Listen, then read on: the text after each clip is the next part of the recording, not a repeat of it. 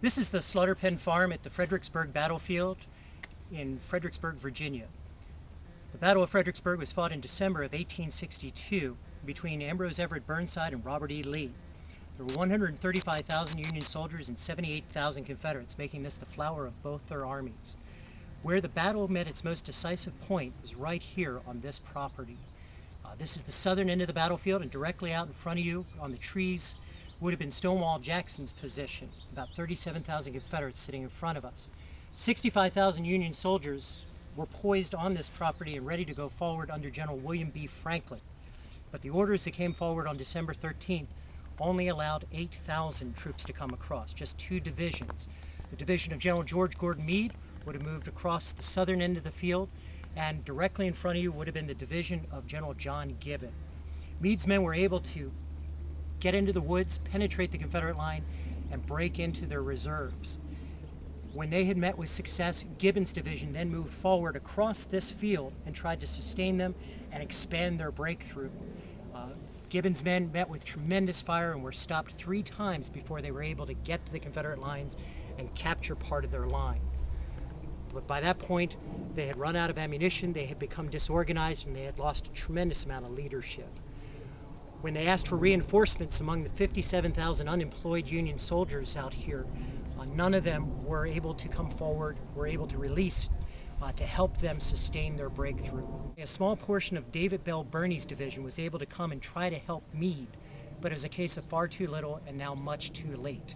They got caught in this field by a Confederate counterattack that swept the Federals off the hill and away from the railroad and into this field towards us. Some of the Confederates even advanced into the field itself, trying to take over the Union artillery positions, but they were stopped and driven back. As a result, this place turned into a virtual charnel house. The southern end of the battlefield at Fredericksburg had 9,000 casualties. The north end of the battlefield that most people recognize as Marye's Heights and the Stone Wall also had 9,000 casualties, but they broke down in much different ways. Up on the north end of the battlefield, where the Stone Wall and Marye's Heights occurred, 8,000 of the 9,000 losses were Union, and only about 1,000 were Confederate. But here at the slaughter pen, the losses were much more revealing. The Union Army lost about 5,000 men in this attack against Stonewall Jackson. General Jackson lost about 4,000 Confederates, evicting them from his line and driving them back through this field. 4,000 to 5,000 were roughly 1-to-1 and testified at how very intense this action was on the southern end of the field. When everything was said and done, by 2:30 on the afternoon of December 13th, 1862, the Battle of Fredericksburg was over. This is the only spot that the Union Army could have won, and when they lost that afternoon, there wasn't a single thing they could do anywhere to change the outcome of this battle. Militarily, the battle was over. Still, people had a tendency to focus towards the north end of the battlefield, to look at Marye's Heights as being perhaps more important. Certainly when we look at the words of the veterans who survived this battle, they seem to put more emphasis on that end. For example, just about every veteran that wrote about the Battle of Fredericksburg spoke of really one of two things. For most Confederates, they spoke about the stone wall.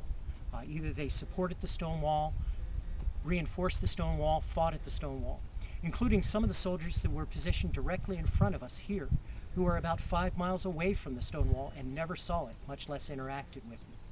The Union Army was just as guilty of that kind of perception, because many of the Union soldiers spoke about only one thing: the Irish Brigade. Either they watched the Irish Brigade make their forlorn attack against Marye's Heights, where they supported it, or they sustained it, they preceded it, they followed it, but they all interacted with the Irish Brigade, including soldiers in this field. The 5th Michigan Infantry wrote about watching the Irish Brigade attack. From this position, there was no way they could possibly see Marye's Heights or the Irish Brigade. But it's the reason why they want us to think this that's very important.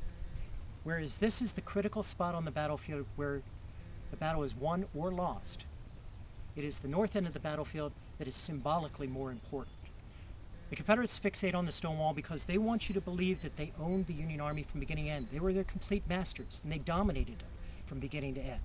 8,000 losses to 1,000 losses certainly bears that out, while down here, 1-to-1 losses doesn't seem to fit that very well.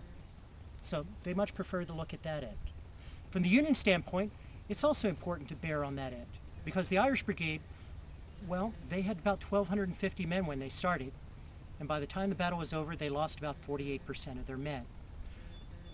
Most people want to tell you in the Union Army they never had a chance, and that it was about valor, it was about bravery, it was about doing their duty, even in the face of certain loss. Up there, that certainly fits that criteria. They don't want to dwell on the fact down here that they did have a chance at victory, a very legitimate chance at victory, where they broke through and owned part of the Confederate lines, but then they lost it because they were unsupported, they were not reinforced, and they were driven back. So, from the soldier's standpoint, this is where they won the Battle of Fredericksburg, this is where they lost the Battle of Fredericksburg. But the north end of the battlefield is what gave that win or loss meaning. It was symbolically important. Now out here on this field, there was a tremendous amount of loss, but there was also a tremendous amount of bravery. Several men who fought in this field rose above themselves and rose to distinction. By the time this battle was over, 5 men had won the Medal of Honor in these 200 acres.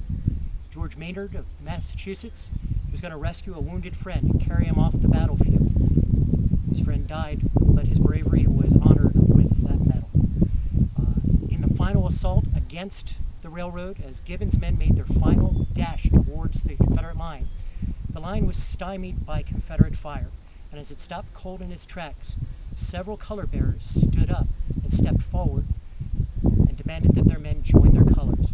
Philip Petty of the 136th Pennsylvania picked up his colors out of the mud and walked in front of his men and challenged them to stay with their colors. When they advanced, he proceeded to pick up the flag and stay ahead of them, thus continuing the attack.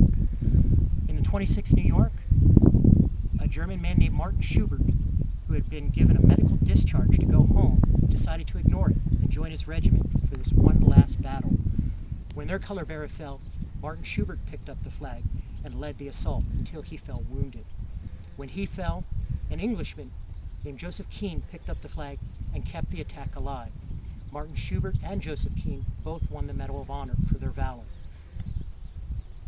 Philip Petty, Martin Schubert, and Joseph Keene were immigrants to the United States. Not one of them were American citizens.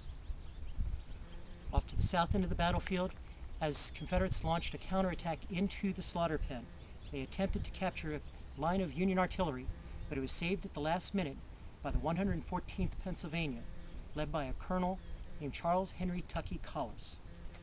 Colonel Collis was taking his men into battle for the very first time, and many of them became panic-stricken and paralyzed. To reassure his men, he rode out in front and grabbed the colors and ordered their men to remember the stone wall at Middletown, where he had fought against Stonewall Jackson before in 1862. He said it with such confidence and assurance that it rallied the men, and they followed him into battle.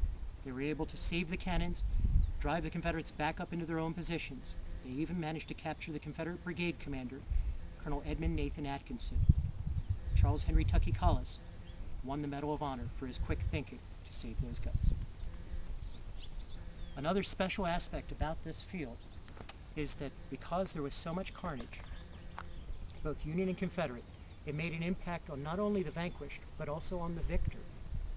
Robert E. Lee, from a command post not far away from here, was able to look down upon this field and see the Union attacks come across early in the day in perfect alignment, and then he saw the aftermath, the detritus of the broken, torn, shattered units limping back across this field, the dead and the wounded that strewed this field.